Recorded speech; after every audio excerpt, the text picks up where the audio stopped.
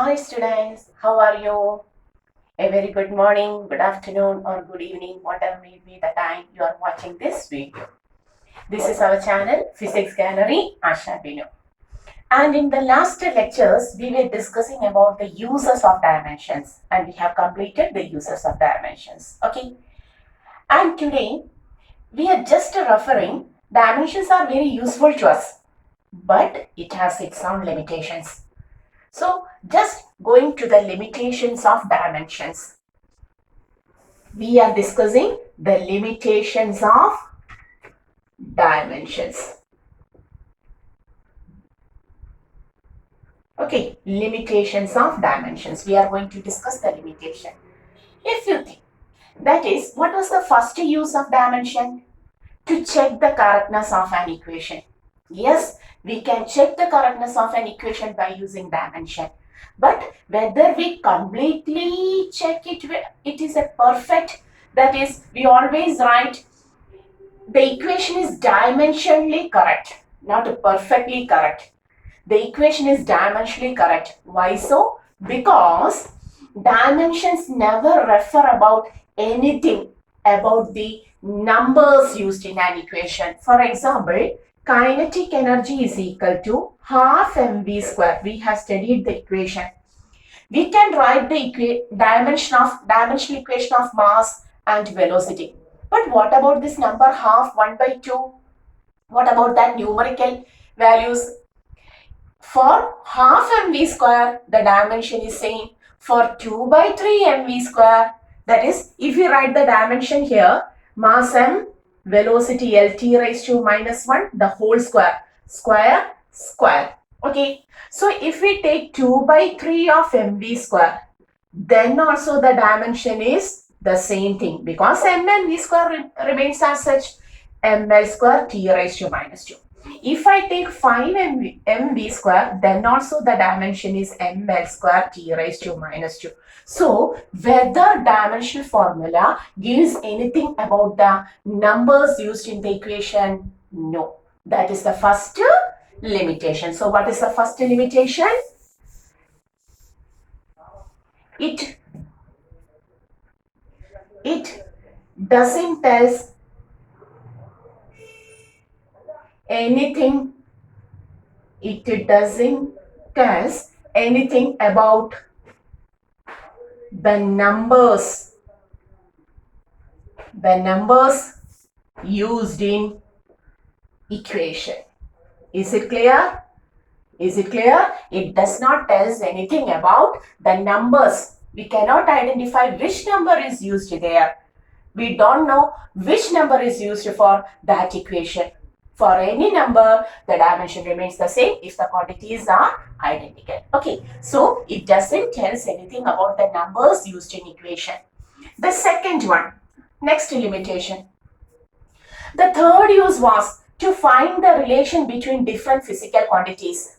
We have discussed the force acting on a rotating body depends on mass, velocity, and the radius. We have derived this equation. Similarly, we have derived the speed of a wave in a stretched string. In previous lectures, we have done it. The speed of a wave in a stretched string depends upon root FL by M. All of these are discussed by us. The speciality is during finding the relation between different physical quantities, the relation of a physical quantity with three other quantities, up to three other quantities is obtained. If there are four quantities, in first case, if mass, velocity, radius and also the length is given, another quantity length, or we will write the acceleration due to gravity is given. A fourth quantity is also given and the question is find the relation of force with the mass, velocity, radius and also acceleration due to gravity. We cannot use dimension. We cannot use dimension to find the relation of a quantity with more than three other physical quantities. Okay. Up to 3 physical quantities, we can find the relation of these with another quantity. But more than 3 physical quantities, if more than 3 physical quantities are given and they asked us to find the relation of force with G also, we cannot find. Okay, so what is the second limitation? Is it clear? We can find the relation of force with a physical quantity with other 3 physical quantities, up to 3 physical quantities. If more than 3 physical quantities are given and they asked us to find the relation, then it is not at all possible by using dimension. So what is the second limitation? We cannot find the relation of a physical quantity,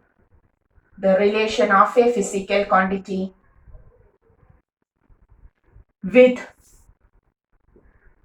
more than 3 other physical quantities.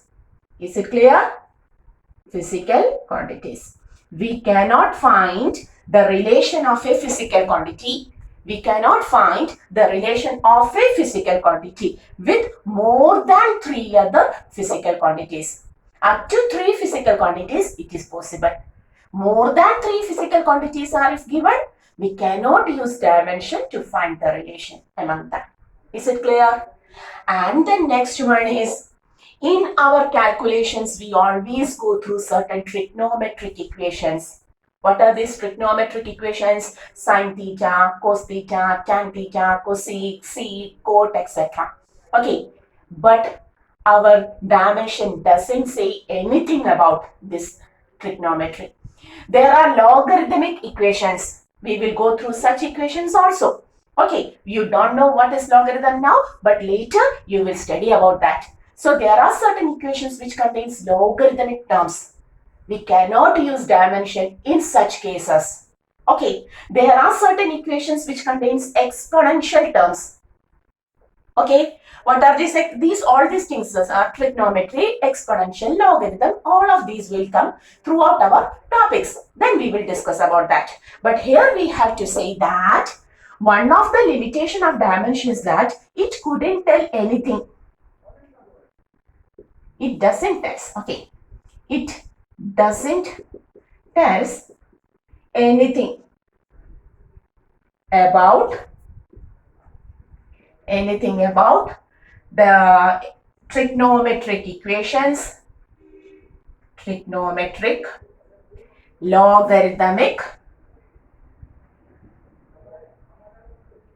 exponential equations.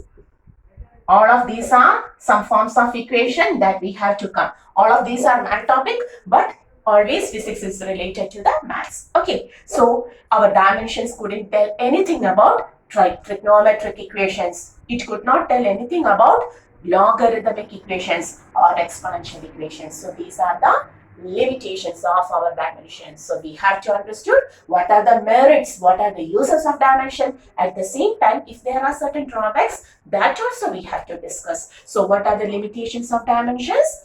It does not tell us anything about the numbers used in equation. If certain numbers are given in equation, we couldn't identify which number is that from the dimensional equation. It is a drawback. The next is, we can find the relation of a physical quantity with other physical quantities, but maximum up to 3 quantities. If more than 3 physical quantities are given and they have asked us to find the relation of this quantity with 4 other quantities, we cannot find that. Okay, and also it doesn't tell us anything about our trigonometric equations, our logarithmic equations or exponential equations. So these are the general limitations of dimensions. Okay, pause the video and take a notes of this. Hoping you have written this. Okay, I'm going to rub. Ready? 1, 2, 3, 4, 5. So we have completed the topic dimensions. Okay, so we have completed the topic dimensions.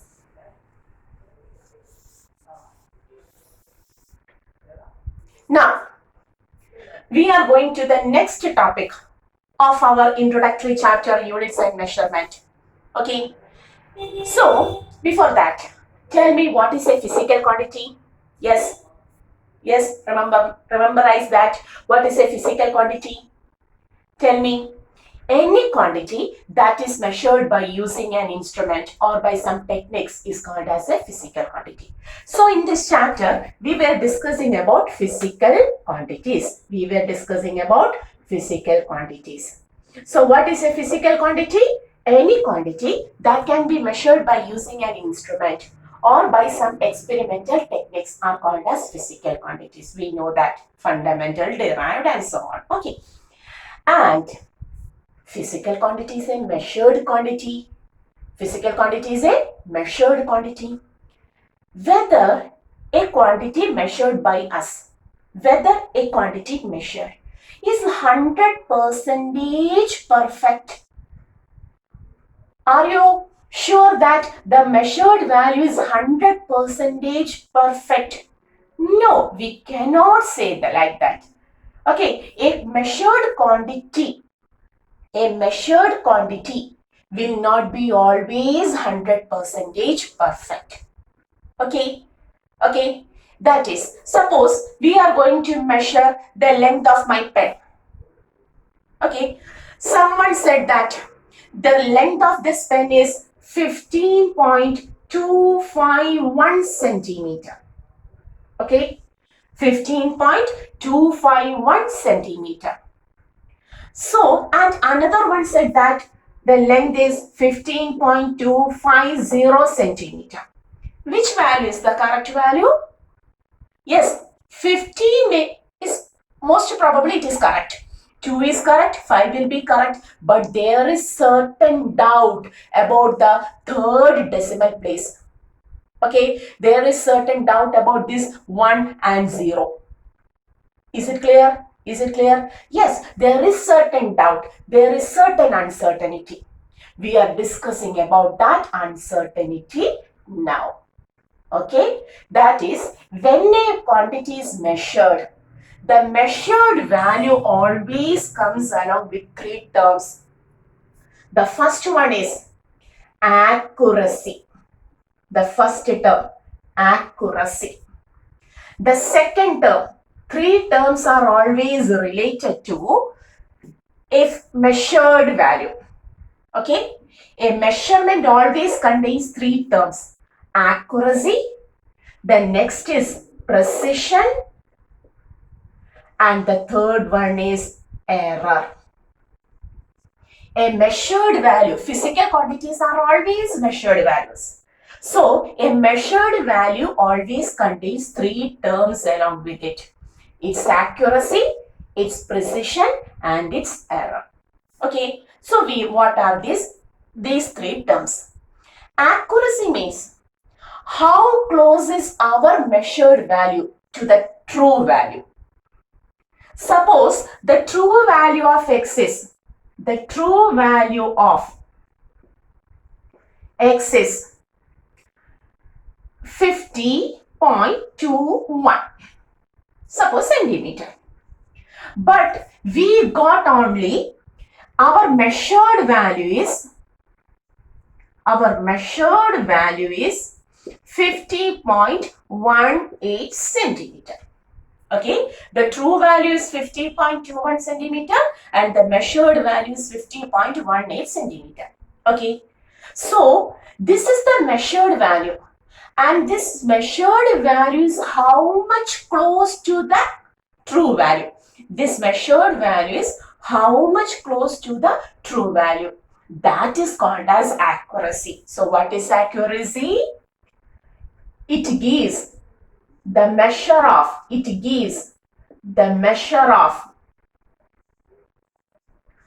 how close is the measured value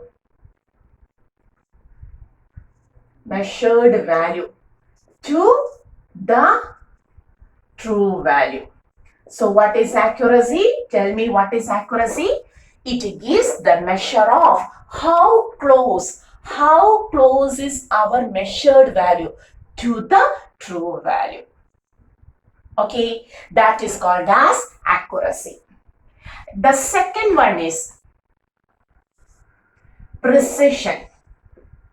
The second one is precision. What is precision? That is, we can measure a value up to a limit. We can measure a value only up to a limit. Okay, and that limit up to which, beyond that limit, there will be certain more perfectness, but we cannot measure that. The limit up to which we can measure a value, a physical quantity, is called as precision. You have to just understand that. The limit up to which a quantity can be measured. Can be measured. The limit up to, the maximum limit up to which we will commonly say limit of resolution test. Okay, so the limit up to which that quantity can be measured is called as precision. What is accuracy? How close is our measured value to the true value? If this is true value, this is measured value, how much close is this measured value to the correct value, true value? That is called as our accuracy. What is precision? The limit up to which a value can be measured. To which limit up to which we can measure it, that is called as precision. And there is always certain difference between the true value and the measured value. This is the measured value. This is the value we got, but it is not the true value. Suppose this is the true value. Then the difference between the true value and the measured value. Why it occurs? Why that difference occurs? Because we don't know what was that value. We were not certain. The uncertain thing was that is the uncertainty in the measurement. It means that when we had taken this measured value 50.18 centimeter, okay, your teacher asked you to measure the length of this board, and you have done it very perfectly, and you got the value 50.18 centimeter. Okay, whether you are thinking that my value is not the correct value, it is something else. This is not the measured value. The value that obtained to me is not the correct one. There is certain error in that. There is certain mistake in that. Do you think so? No. This is the measured value. The value you got it is this value. So we are not knowing that there is certain mistake in it, but there is certain mistake inside it. We don't know what is that mistake. We are not certain about it. Okay, that is, for any measurement, there is certain uncertainty. There is some uncertainty. What is uncertainty means? That is, we are not sure of that. There is some problem. There is some mistake in that. There is always an uncertainty in measurement. And that uncertainty, you have given this value in deciding that this is the accurate value, but it was not accurate. This is the accurate value. So when you measure a quantity, there will be certain uncertainty in that measurement. There will be some mistakes in that measurement, and that mistakes are commonly called as the error. So we never call it as mistake. We are talking about uncertainty in the measurement. The uncertainty in the measurement. We were not certain about that. The uncertainty in the measurement is called as error. Okay, go through once more the three terms. The first one, accuracy. That is the measure of how close is our measured value to the true value. How close? What is accuracy means? How close is this value to the true value? That is called as accuracy. What is precision? When you measure a quantity, there is certain limit up to which you can measure it. That limit up to which a quantity is measured is called as precision. And what is error? always there will be certain uncertainty in the measurement, and that uncertainty in the measurement is called as the error. Okay, is it clear? Go through the video once more. Okay, so there are always three terms related to the measurement of a physical quantity. We are discussing about the measurement of a physical quantity. Which are the three terms? Accuracy, precision, and error. Pause the video, go through the notes once more. Okay, and what is our topic today? Today our topic is, we are going to discuss, that is the next topic is error. We are not going through these two terms, but we are going to the errors in our measurement. Okay, so our topic, basic topic which we have to discuss some more in detail is about error. So tell me, what are errors? What are errors? Yes, these are certain uncertainty in the measurement. The uncertainty in the measurement is called as errors.